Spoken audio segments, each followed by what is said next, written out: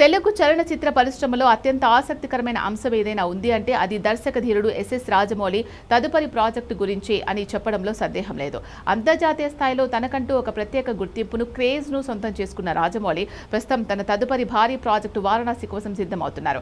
ఆయన దర్శకత్వంలో రాబోయే ఈ చిత్రంపై ఇప్పటికే భారీ అంచనాలు నెలకొన్నాయి. రాజమౌళి వారణాసి ప్రాజెక్టులో బిజీగా ఉండగానే ఆ తర్వాత ఆయన ఎవరితో సినిమా చేస్తారు అనేది సినీ వర్గాల్లో మరియు అభిమానుల్లో పెద్ద సస్పెన్స్గా మారింది.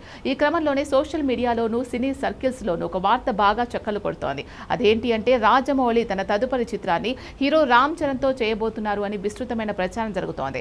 ఈ వార్త బయటకు రాగానే మెగా అభిమానుల్లో, సినీ ప్రేక్షకుల్లో ఒక రకమైన ఉత్కంఠ మొదలైంది. రాజమౌళి, రామ్ చరణ్ కలయికలో ఇప్పటికే మగధీర, RRR వంటి బ్లాక్ బస్టర్ చిత్రాలు వచ్చాయి. కాబట్టి వీరిద్దరి కాంబినేషన్ మరోసారి రిపీట్ అయితే బాక్సాఫీస్ వద్ద రికార్డుల సునామీ సృష్టించడం ఖాయమని అందరూ భావిస్తున్నారు. రాజమౌళి ప్రస్తుతం తన పూర్తి దృష్టిని కేవలం వారణాసి ప్రాజెక్టుపైనే కేంద్రీకరించారు.